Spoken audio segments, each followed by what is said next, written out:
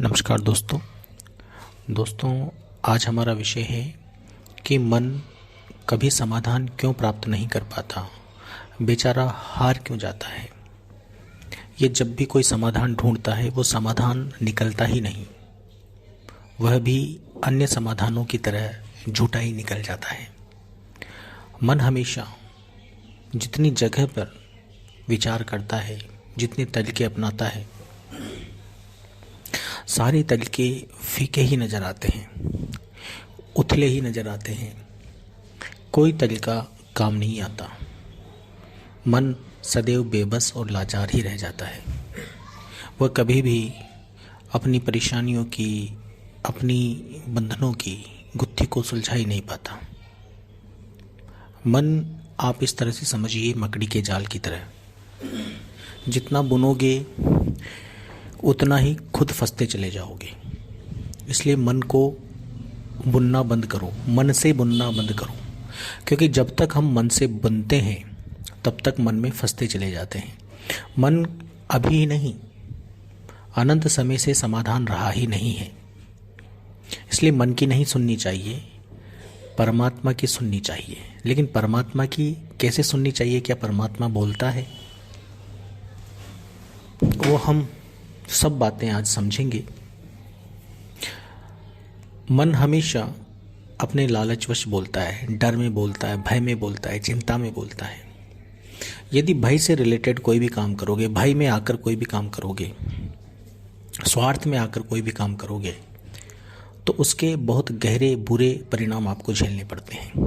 जैसे कोई भी व्यक्ति हो, आपको डराता है, धमकाता है, तो आपके मन में अनकॉन्शियसली मन प्रेरित करता है आपको कि इसकी बात मानना शुरू कर, इसको खुश करना शुरू कर, ताकि वो आपका नुकसान ना पहुंचाए। तो ये मन की सुन लिया आपने, और जैसे ही मन की सुनते हो तो आप एक बहुत ही लंबी गुलामी की यात्रा में घुस जाते हो। ऐसे ही स्वार्थ आता है। आप किसी को तंग करते हो। अब दोनों ही स्थितियों में देखो, एक स्थिति में तो भय था दूसरे का, और दूसरी स्थिति में आप किसी को तंग करते हो, किसी को परेशान करते हो, तो स्वार्थवश आपको लगता है कि मुझे इससे बेनिफिट मिलेगा, मुझे काम मिलेगा, या मैं ऐश्वर्य को प्राप्त होऊंगा, इसको परेशान करूंगा। तो वहाँ भी आपने मन की सुन ली। तो धीरे धीरे क्या होगा कि आप कमज़ोर को तो परेशान करने लगोगे, लेकिन जैसे ही आपसे ताकतवर आ जाएगा, तब स्वार्थ की वजह से फिर आपको भय उत्पन्न हो जाएगा। फिर वापस आप मन की सुनना शुरू कर दोगे। तो स्वार्थ से भय पैदा हुआ, क्योंकि स्वार्थ से आपने शोषण किया, अब आपका शोषण हो रहा है। तो कहने का मतलब ये है कि मन की सुनने पर आप हमेशा कमज़ोर रह जाते हो। या तो आप स्वार्थ में मन की सुनते हो, अपने मनों के आवेग में मन की सुनते हो, भय में सुनते हो, या चिंता में सुनते हो। चिंता को दूर करने के लिए आप भिन्न भिन्न तरीके अपनाते हो कि चिंता इस तरह से चली जाए, उस तरह से चली जाए। हमेशा आपको सारे कदम निर्भय होकर उठाने हैं, निश्चिंत होकर उठाने हैं। अब निर्भय होने का मतलब ये नहीं होता कि आप किसी बिल्डिंग पर जाकर कूद जाओ, शेर के सामने आ जाओ, किसी अपने से ताकतवर से भिड़ लो। इसको निर्भय नहीं कहते हैं। निश्चिंत भी उसे नहीं कहते कि आप उटपटांग काम करने लगो, मन में आए वही काम करने लगो और बहाना निश्चिंतता का ले लो। हम हमेशा मन को ही पैमाना समझकर जब काम करते हैं तो निर्भय को भी मन के अनुसार ढाल लेते हैं। और अब तो मैं कुछ भी करूँगा, निर्भय हूँ, मैं तो निर्भय, मुझे कोई चिंता नहीं है, मैं निश्चिंत हूँ, मुझे कोई परवाह नहीं है किसी की, मैं जिम्मेदारी निभाऊँ ना निभाऊँ, मुझे कोई परवाह नहीं है। इस तरह से हम निर्भय और निश्चिंतता को भी मन से ही समझने की कोशिश करते हैं और मन की ही सुनने लगते हैं।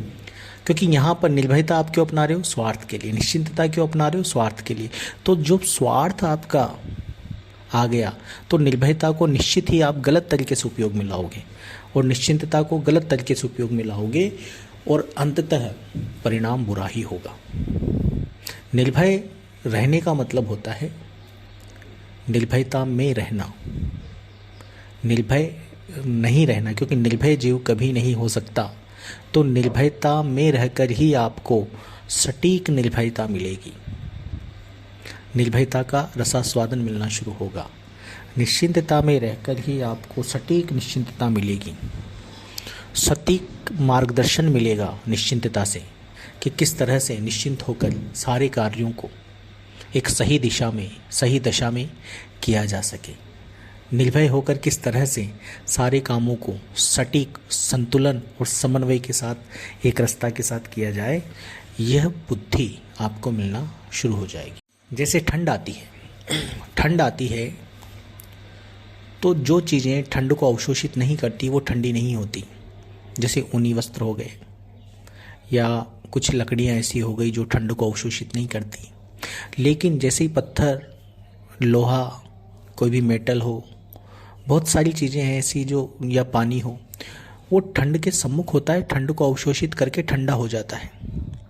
तो ठंड ने न तो उसको ज्ञान दिया, लेकिन ठंड की सम्मुखता की वजह से उनमें भी ठंड आने लगी। लेकिन जो ठंड से विमुख तत्व होते हैं वो कितनी ही ठंड पड़ जाए लेकिन उनमें ठंड समाती नहीं है। ऐसे ही परमात्मा के ज्ञान को समझिए, वो सम्मुखता विमुखता पर अपने आप काम करता। ठंड तो उनके लिए भी है जो ठंड को अवशोषित नहीं कर रहे हैं, उनके लिए भी ठंड है, लेकिन वो ठंडे नहीं हो रहे हैं। और ठंड उनके लिए भी है जो अवशोषित कर रहे हैं, लेकिन जो अवशोषित करते हैं वो ठंडे हो जाते हैं, और जो अवशोषित नहीं करते वो ठंडे नहीं होते। अब यहाँ पर हमको ये भेद समझना होगा कि जो तत्व ठंड को अवशोषित नहीं करते वो उनके तत्वों के अनुरूप चल रहे हैं, वो ठंड के अनुरूप नहीं चल रहे। और जो तत्व ठंड को अवशोषित कर लेते हैं वो ठंड में ठंडमय हो जाते हैं, शीतलमय हो जाते हैं। ऐसे ही मन है। मन जब परमात्मा के सम्मुख होता है तो परमात्मा ज्ञान नहीं देता, बल्कि परमात्मा अपने गुणों को उस तंत्र में, उस शरीर में, उस चेतना में अवतरित करना, अब उसके अवतरित होना शुरू हो जाते हैं अपने आप। परमात्मा भी अवतरित नहीं करता, अब अवतरित होना शुरू हो जाते हैं और वो परमात्मा के गुणों में परमात्मिक होने लगता है। जैसे ठंड में जो तत्व ठंड के सम्मुख होते हैं, ठंड को एब्जॉर्ब, उपलब्धता को हासिल कर सकते हैं, ठंडे होना शुरू हो जाते हैं। तो मन सदैव परेशान इसलिए होता है क्योंकि वो मन के सम्मुख है और मन के पास समाधान नहीं है। मन विष है, मन के पास हमेशा व्यवधान है, वो व्यवधान ही डालेगा, अवरोध ही डालेगा, अड़चन ही डालेगा। इसलिए मन के भरोसे चलोगे तो पल पल बांका बाल, पल पल बांका बाल होता रहेगा, समाधान नहीं मिलेगा। बहुत से लोग, इंटेलिजेंट लोग मैंने देखे हैं, काफ़ी लोगों से मैं मिलता भी हूँ, उनका एनालिटिक पावर भी बहुत अच्छा होता है, विश्लेषण भी वो हर चीज़ों का बहुत बेहतर तरीके से करते हैं, क्लासिफिकेशन करके चीज़ों को समझते हैं। उन लोगों को भी मैं देखता हूँ, उनसे मिलता हूँ, उनसे बातें करता हूँ, तब मुझे उनके अंदर बहुत गहरी पीड़ाएं नज़र आती हैं, समस्याएं। जब वो अपनी समस्याएं बताने पर आते हैं तो उनकी समस्याएं तो आम व्यक्तियों से भी ज़्यादा गहरी हो जाती हैं। इसका मतलब स्पष्ट समझ में आता है। इसका मतलब ये है कि मन को जितना तीव्र, तीक्ष्ण, एनालिटिकल, विश्लेषण क्षमता वाला करोगे उतनी ही लेवल की पीड़ाएं आपके अंदर आती चली जाएंगी, क्योंकि सम्मुखता विष की है। तो विष की धार, विष की पकड़ को और मजबूत बनाओगे तो विष और भरता चला जाएगा। इसलिए विचारों से विचारों का समाधान नहीं है। आप कितनी ही एनालिटिकल पावर लेके आ जाइए अपनी समस्या के लिए कि इस समस्या का समाधान कैसे होगा। ज़्यादा एनालिटिकल हो जाओगे तो छोटी सी समस्याएं आपकी कई सालों में दूर होंगी, कोर्ट कचहरियों में चली जाएंगी। इतनी पीड़ा का सामना करना पड़ेगा कि आप अंदाज़ा नहीं लगा पाओगे। ज़्यादा एजुकेट, ज़्यादा परेशान करो मन को, मन से समाधान लेने की कोशिश करोगे तो समाधान नहीं मिलने वाला। अब देखिए, अनपढ़ भी मन से समाधान लेता है, गुलाम भी मन से समाधान लेता है, मालिक भी मन से समाधान लेता है, और बढ़िया विद्वान भी मन से समाधान लेता है, ज्ञानी भी मन से समाधान लेता है, मन से ही ढूंढता है समाधान। तो समाधान कतई नहीं मिलने वाला। समाधान आपको मिलेगा जैसे जो ठंड से के सम्मुख हैं तत्व, अपने आप ठंड उनमें समाहित हो जाती है। ऐसे ही जो सत्य से, परमात्मा से सम्मुख जीव होते हैं, समाधान अपने आप उनमें उतरता है। केवल आपको ये पूर्ण विश्वास करके मानना है, और विश्वास के ऊपर भी कहूँगा एक ऑडियो में कि विश्वास कैसे काम करता है आपके ऊपर। पूर्ण विश्वास करके सत्य को ही समाधान मानना है। जब सत्य को समाधान मानोगे तो सत्य की सम्मुखता बढ़ेगी और वो सत्य, वो परमात्मिकता आप में उतरेगी। और जब परमात्मिकता आप में उतरेगी तो समाधान आप में उतरेगा। फिर आप ये कहते नजर नहीं आओगे कि मुझे मन से समाधान नहीं मिल रहा, ढूंढने पे समाधान ही नहीं मिलता, परेशान रहता हूँ। अपनी सम्मुखता को तीव्रता के साथ, सहजता के साथ रह रहकर सत्य की संगत करते रहेंगे तो वो शीतलता अपने आप हमारे अंदर समा जाएगी।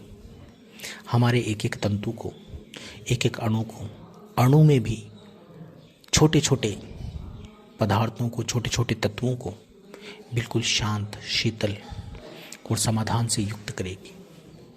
यही उपाय है, विद्वता उपाय नहीं होती। कोई भी व्यक्ति विष की वजह से ही संसार में दोष देखता है, विष की वजह से ही लोगों में दोष देखता है, विष की वजह से ही खुद पीड़ित रहता है और विष ही निकलता है। जब आप विष के सम्मुख रहते हो तो विष ही निकलोगे, संसारिक बातों में ही उलझे रहोगे, अपने मन की गुत्थियों में उलझे रहोगे, विद्वता दिखाने के लिए परेशान रहोगे। सत्य में सम्मुख हो जाइए, निर्लेपता का एहसास करें। जैसे जैसे एहसास करोगे तो शरीर के सारे तंतु उसकी सम्मुखता में आना शुरू हो जाएंगे और धीरे धीरे धीरे धीरे आप उसकी ठंडक, उसकी स्थिरता, उसकी शांति, उसके ठहराव, उसकी निकर्मता, उसकी सर्वव्यापिता